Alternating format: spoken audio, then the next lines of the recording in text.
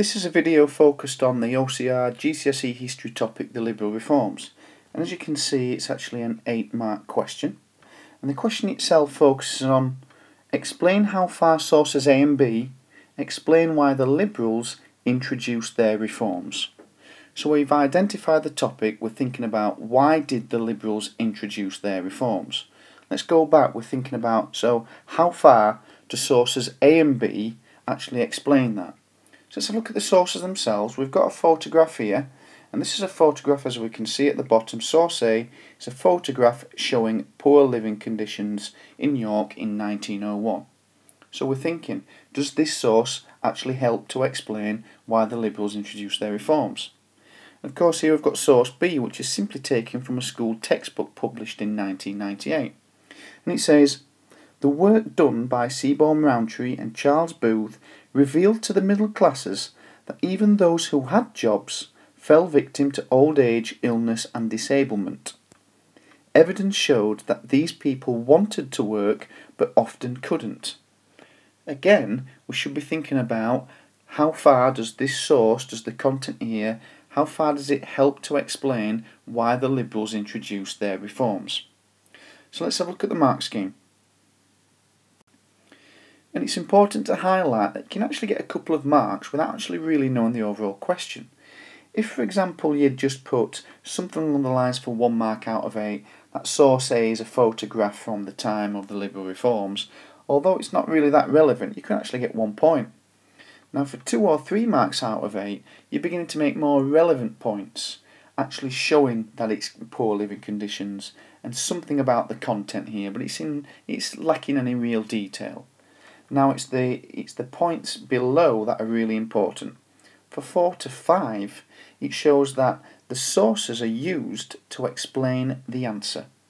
Now from that you begin to look at the source itself, and you will begin to explain how this photograph actually helped the question itself. So for example, how did that photograph help to explain why the Liberals introduced their reforms? And it's the same with source B as well.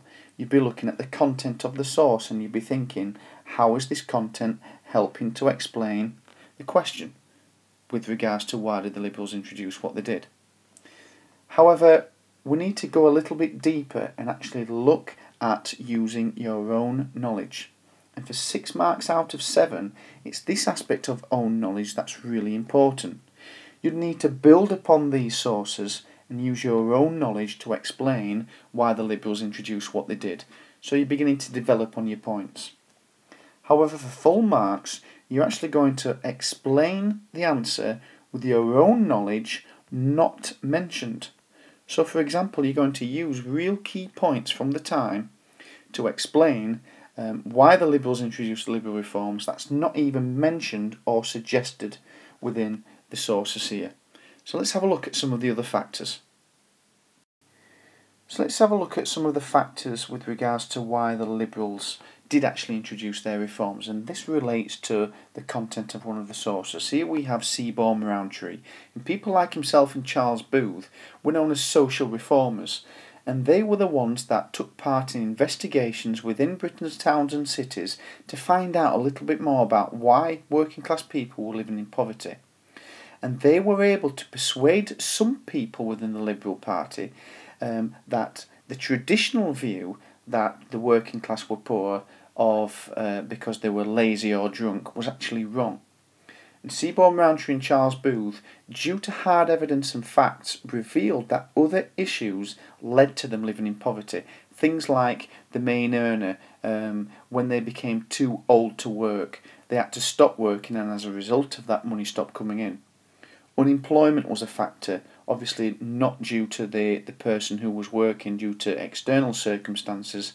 On some occasions they lost their job. Illness and being disabled was another factor that they revealed that helped to explain the lack of money coming into a family. They also reveal that some workers actually received very, very low wages, often under the £1 needed for a family to be able to live a healthy existence. And what people like these social reformers also revealed is the terrible conditions that families were living in. as a result of things like illness, unemployment and low incomes, families were living in very, very overcrowded spaces.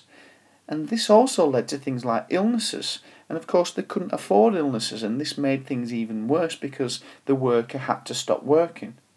Less money was coming in. So these factors relate to the sources themselves, but if we look even further, this image here is actually taken from a recruitment parade for the Boer War in South Africa. And when the government appealed for ordinary workers to join the army, in many instances, sometimes like a quarter or even a half of people that lined up to try to get into the army were turned away because of the poor health that they were in. They were either too skinny or they lacked the amount of strength and actual physical fitness needed to get into the army. And this was a big worry for the government at the time, particularly with the threat of Germany coming up. Britain was afraid that it would lose its position as the world's leading country, and this was something known as national efficiency. So the surprise of the poor health of the men would lead to weak army, weak soldiers, and the threat of Germany meant that leading MPs began to panic. One of the leading factors at this time is the threat of Labour. Because working class men were given the right to vote, the Labour Party represented now millions of new voters, and the Labour Party was promising to help the people who were living in poverty. As a result of this, it was the new Liberals, the leading in the Liberal Party themselves, people like Lloyd George, who was not the traditional rich MP. He came from working class, humble background. And Winston Churchill, even though he did come from an aristocratic background, it was the two who became known as the New Liberals.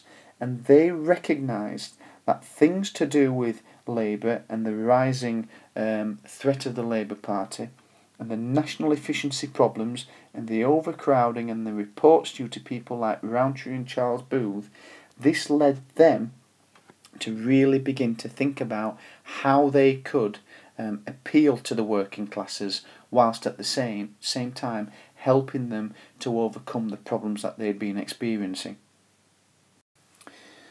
So it's now over to you. You will need now to actually press pause and you will need to consider the mark scheme here. Let's go back to the question. Explain how far sources A and B explain why the Liberals introduced their reforms. Remember, you're really hoping to pitch your answer around here, but specifically we're aiming for this area there. These are the C pluses and the B's and the A's. So you need to consider what it is that the sources are saying, as well as your own knowledge, because this is essential. Press pause now. The next slide actually contains a model answer, and you'll have a chance to look at that after you've completed your own. Okay, so let's have a look at this answer. It's like a model answer of what a student has actually submitted in the past. And we can see here that the student directly answers the question in the opening sentences. Both sources explain why the Liberals introduced the reforms, but only to a certain extent. That's really useful because it shows that you're beginning to address the higher aspects of what we're looking for. This is because they both include one reason. But there were others that the sources don't include. That's a really useful signpost to the examiner that you're beginning to pitch yourself for the higher marks available for this question. Source A is an example of the squalor, meaning like poverty, that many class people lived in. They couldn't afford to repair houses, so they often lived in terrible conditions. These ... that's available there just means that the student goes on to explain a little bit more detail. Source B shows how the work done by Seaborn, Rowntree and Charles Booth highlighted that some people lived in poverty because of things like old age, illness and disablement. This really helped to partly show that poor people weren't living in poverty because they were lazy. And again, there's some additional detail there. Now this bit's really useful for pitching for the much higher aspects of the question. So here it says, however, The sources do not include factors like, and you could put that in any type of answer for this type of question. The sources do not include factors like the threat of labour, otherwise known as socialism. The increase in the amount of working class people meant that the Liberals felt threatened by the Labour Party. And again, this is their own knowledge. There's more detail there, and that's now getting into the much higher parts of the question. Another reason was a factor called national efficiency. Now, if you remember, there is no aspect within the marks within the sources that talks about national efficiency at all. So now we're getting into the very, very high marks available. This was when people began to worry about how weak and unfit many ordinary men were. This, along with the new threat of Germany, meant that. So there's more detail there. And then finally, this can be applied with every answer. So, in conclusion, very important, the sources only partly explain why the Liberals introduced the reforms. And as an examiner, when they see this only partly explain, that's when you've achieved the much higher marks available.